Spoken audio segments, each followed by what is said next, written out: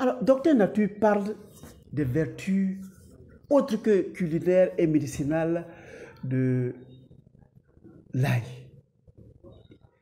Il s'agit de quoi exactement?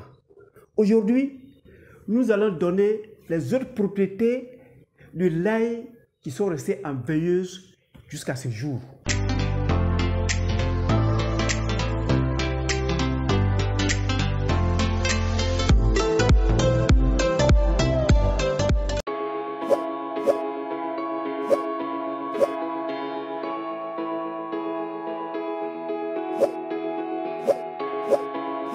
Bienvenue à Objectif Santé, votre chaîne de bien-être qui vous permettra de découvrir les capacités culinaires, le pouvoir thérapeutique et spirituel de l'ail. Je suis Docteur Nature.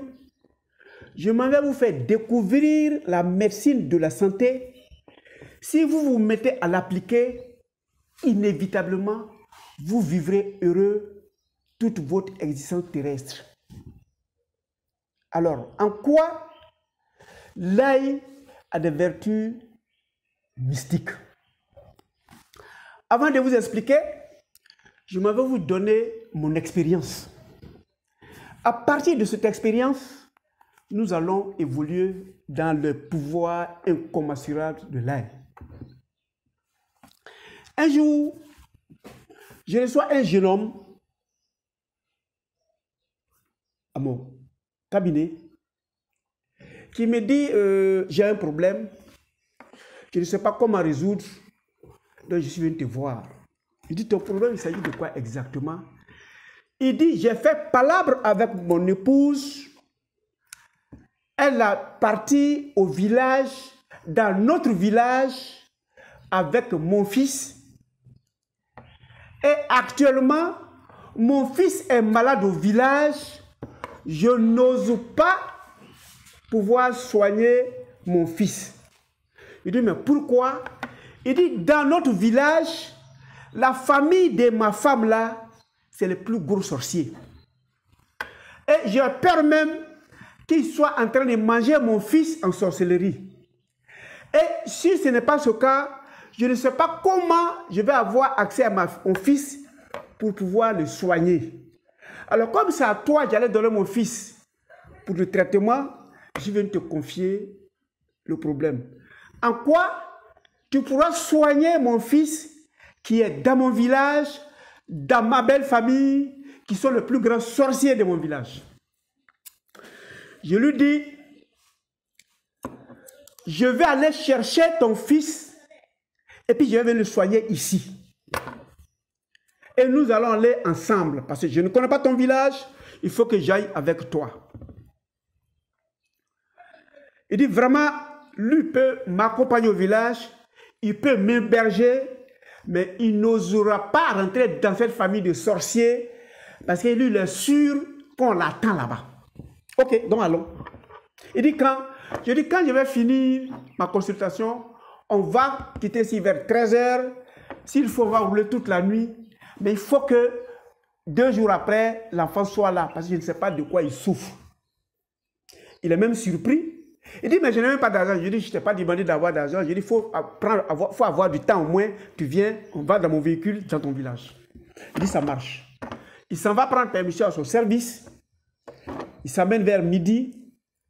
Et nous quittons la ville vers 14 h par là, après avoir déjeuné. Quand nous sommes arrivés vers 22 h, on a eu le temps de dormir. Mais comme je savais que l'ail a des vertus spirituelles, j'ai pris de l'ail, j'ai fait moudre, j'ai mis dans l'eau, dans un seau d'eau. Et dit, demain matin, après s'être lavé, on va se rincer avec l'ail là. Évidemment, quand on s'est réveillé vers 5 h le matin, après notre prière, on a partagé le seau d'eau. Après s'être lavé, chacun s'est lavé avec l'eau de l'ail. Deuxièmement, j'ai pris une gousse d'ail, j'ai ouvert et puis j'ai mis dans ma bouche. J'ai pris une gousse d'ail, puisqu'on s'en va ensemble. J'ai dit, ça, il faut manger. Il mange. Troisièmement, je prends 4 gousses d'ail.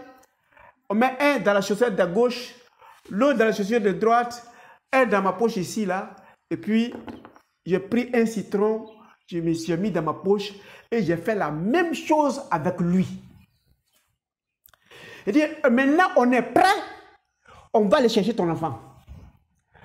Arrivé, effectivement, il s'arrête, il dit, docteur, ma cour s'arrête ici. Voilà la cour où se trouve mon enfant et sa mère. Il dit, pourquoi? Il dit, moi j'ai peur. Ok. À partir de l'instant que tu as peur, tout ce qu'on a fait là est nul. Je te conseille ta peur. C'est un vilain sentiment. Donc toi, retourne m'attendre. Je connais la route de retour. À l'entrée, je vois un vieil homme de la cour qui était assis là. Et je sais que c'était depuis longtemps. Peut-être qu'il a quitté à sa prière de Fajr. Il est venu s'asseoir là. Et je le salue. Il me répond. Et puis je demande la femme du monsieur. Est-ce qu'un tel est là? Je suis venu la voir. Le monsieur me regarde. Il appelle son épouse. Lui, monsieur là, il appelle son épouse. Il y a une vieille dame qui sort. Quand elle sort, elle me regarde. Je ne lui ai même pas laissé le temps de me demander. J'ai dit, je suis venu chercher cet enfant-là. Elle court, rentre dans la maison. Elle vient me offrir l'enfant. J'ai dit, non, je veux que c'est la mère de l'enfant qui me donne l'enfant. C'est pas toi la mère. Retourne donner l'enfant à sa mère et puis dis à sa mère de venir me remettre l'enfant. Elle rentre, les trois sortent, elle, plus la femme de jeune homme qui m'a vu, plus l'enfant. L'enfant est dans la main de la femme. Elle dit, docteur, bonjour. Je dis, bonjour. Elle dit, ah, je suis surpris de te voir. Il dit, non, je suis venu chercher l'enfant. Il est malade? Non. Il dit, oui, l'enfant est malade. J'ai dit à son père qu'il est malade. Il m'a dit que l'enfant est malade. Je suis venu chercher l'enfant là. Alors, comme mon cabinet n'est pas dans ton village là, tu as jusqu'à demain matin aller me donner l'enfant pour que je le consulte. Tu as demain matin. Le monsieur est assis, il nous regarde. La dame est à côté, en train de regarder sa fille. Et je suis en train de donner des ordres à sa fille. Je dis, actuellement là, il doit être 7h moins. Demain matin à 8h, je vais consulter l'enfant là à mon cabinet. Il est malade, ce n'est pas ton village qui est ma clinique. Je veux l'enfant dans ma clinique. Et je sors. Oui, évidemment, je mets l'ail dans les chaussettes, je mets l'ail dans ma poche, plus du citron. Maintenant, pourquoi j'ai pris l'ail et puis j'ai pris du citron? L'ail a la capacité de repousser toutes les négativités. Mais comme je suis dans leur milieu, je suis dans leur fief, ce qui suppose qu'un monsieur, un madame connaissent quelque chose d'autre, je peux recevoir les forces négatives venant de partout, et puis l'ail peut...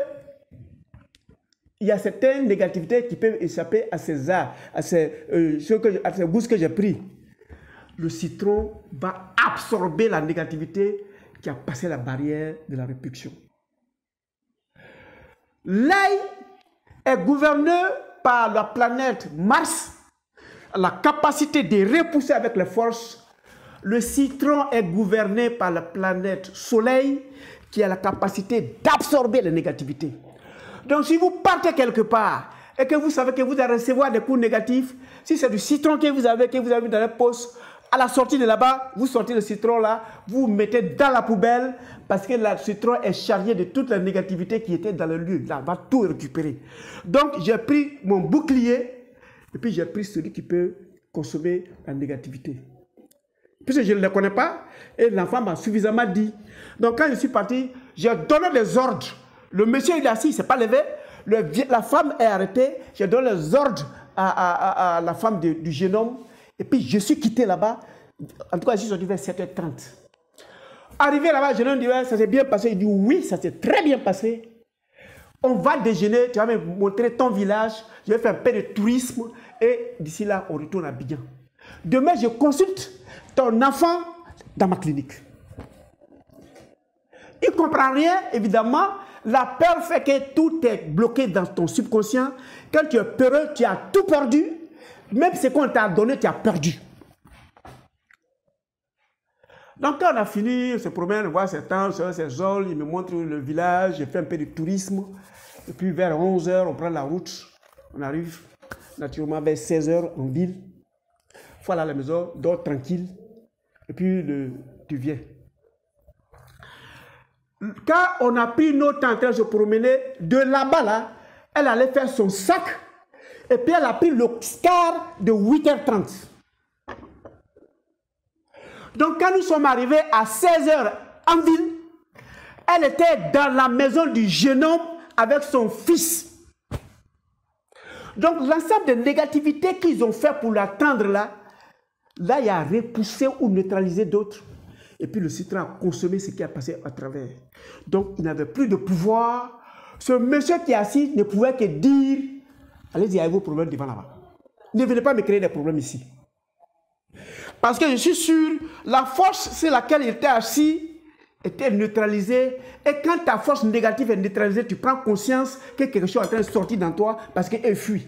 Alors, comme ils ont fui, il a su que quelque chose a sorti dans lui et il a dû leur dire, dégagez de chez moi. Et voilà comment le problème est résolu. Le lendemain, j'ai reçu l'enfant et la dame. Et aujourd'hui, ils sont à leur 3e enfant et ils m'ont même donné le nom du 2e qui est mon homonyme. C'est le citron, c'est l'ail, ça je ne peux rien dire. Mais moi, à mon niveau, si cela ne s'ajoutait pas, ce n'était pas évident. Parce que ça là, plus le courage, tu atteins son résultat. Voilà. Maintenant, on va expliquer en quoi des gens qui croient au monde anticorporel utilisaient l'ail. Vous voyez les pyramides d'Égypte. Les pyramides d'Égypte répondent à tous les critères mythiques et mystiques, énergétiques du monde. Le lieu est choisi, la configuration est choisie et les ouvriers qui devaient faire les pyramides là étaient choisis. Et pour qu'ils aillent construire cette pyramide qui demandait quelle pureté que ce soit, vous mangez suffisamment de gousses d'ail, donc vous donnez déjà matin des plats d'ail, vous les consommez avant d'aller vous diriger vers le lieu. Et cette pureté fait aujourd'hui que quel que soit ce que vous avez, vous mettez dans la pyramide qui canalise l'énergie, ça ne pourra jamais. Ça ne peut pas pourrir. Donc aujourd'hui, vous allez voir qu'il y a des corps qui y sont, qui ne pourrissent pas. Quand les gens s'en vont, nos chercheurs scientifiques recherchent des éléments alors qu'on a respecté certaines règles de la nature avant de construire. Et ces règles de la nature rendent bien le milieu. Donc les pyramides sont des canalisateurs d'énergie, donc rien ne peut pourrir. Si vous regardez dans les films romains qui aiment faire des films sur les vampires, quel que soit le film qu'ils vont faire pour contrecarrer les vampires, évidemment si c'est des religieux, ils vont ajouter des croix dessus, mais vous allez voir toujours il y a l'ail qui suit. Et ces Romains avaient l'habitude de faire des colliers, j'en ai fait. Voilà mon collier. Attends, je vais le mettre même. Voilà mon collier, je mets le mien. Voilà. Parce que je parle de la spiritualité. Peut-être qu'ils sont fâchés. Voilà, voilà mon collier. Donc vous allez trouver que les Romains, ils ont ça. À chaque instant où ils sentent qu'une maison est éteinte par quelques vampires que ce soit, par quelque sorcellerie que ce soit, parce que chez eux, quand tu manges l'ail, et puis tu as le collier de l'ail, tu es protégé à jamais. De toutes les négativités, les choses de la nuit, les maris de nuit, les femmes de nuit, les poursuivis en sorcellerie, tu mets en bas de ton oreiller, c'est terminé. Tu es protégé. Pour vous qui êtes en train de construire, et puis vous avez abandonné le bâtiment au village parce qu'on vous a effrayé quelque temps, vous allez mettre votre collier et vous allez faire des colliers que vous allez mettre comme des pendentifs dans votre maison et vous allez construire votre maison jusqu'au bout. Qu'est-ce que font les Grecs? Les Grecs, non seulement ils font la même chose, mais ils font des encens d'ail. Donc les encens d'ail, ce n'est pas compliqué. Vous allez broyer l'ail, vous allez sécher l'ail et vous allez le transformer en encens. Donc je vais allumer mon charbon.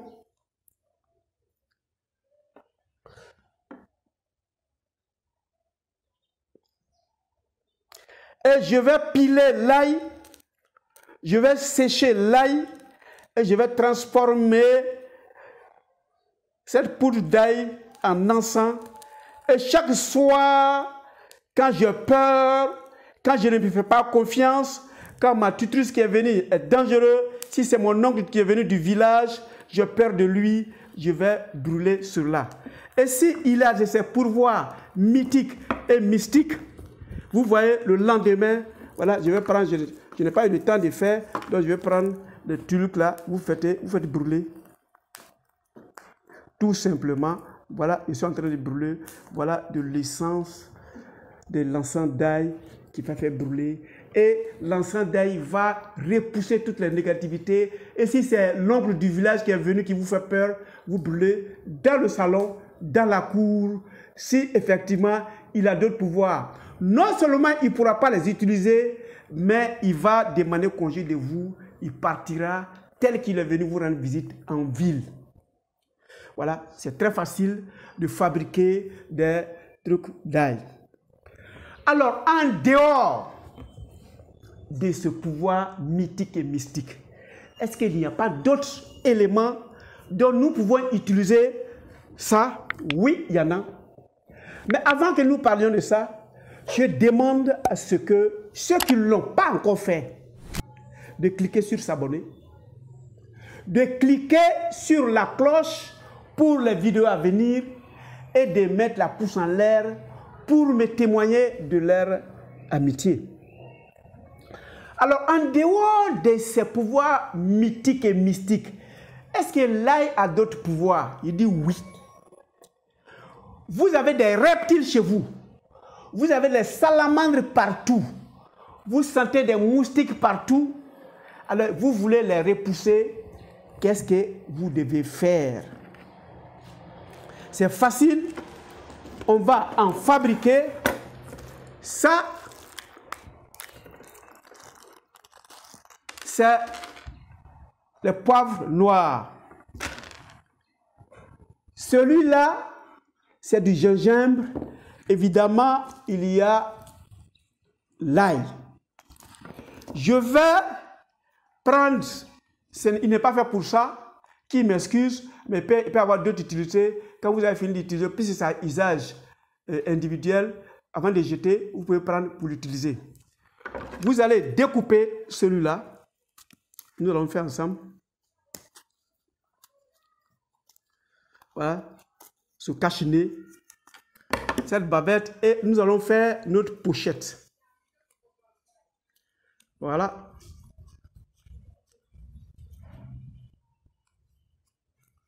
Ça va avoir d'autres utilités. En dehors de se protéger comme cela. Donc on ouvre comme ça. J'ouvre. Je prends mon ail que je vais découper en petits morceaux. Voilà, en quantité. On va en train de faire fuir celui-là. Voilà, je découpe mon ail en petite quantité. Je mets l'ail que j'ai découpé dans ma bavette, ou mon cache-nez que j'ai découpé. Je vais prendre le clou de girofle ou mes poivres que je vais ajouter. Je vais prendre le gingembre que si je vais découper en petits morceaux, voilà, je vais découper en petits morceaux, je le mets là.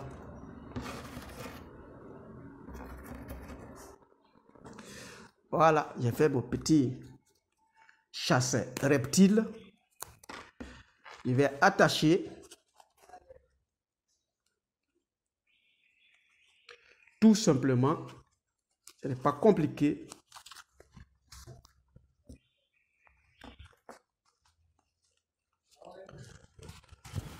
Et j'accroche dans la douche, dans la cuisine, dans la chambre, en tout cas dans le magasin, partout où il y a des reptiles. Tout simplement. Voilà une formule qui permet de repousser ces salamandres, ces cafards dans vos WC, dans vos douches, dans vos chambres, ainsi de suite. Voilà une formule plus facile. D'autres formules, vous faites piler, vous mettez dans un bocal et puis vous aspergez partout pour repousser les négativités. Et vous allez réaliser que ça protège très bien votre environnement. Voilà ce que l'ail peut faire pour vous, en dehors de ses vertus culinaires et médicinales. Retenez que la vertu de Docteur Nature, c'est votre santé financière, votre santé pécuniaire, votre santé culinaire, votre santé médicinale et votre santé spirituelle. Nous nous revoyons pour la 4e vidéo où nous allons donner son impact sur notre corps physique.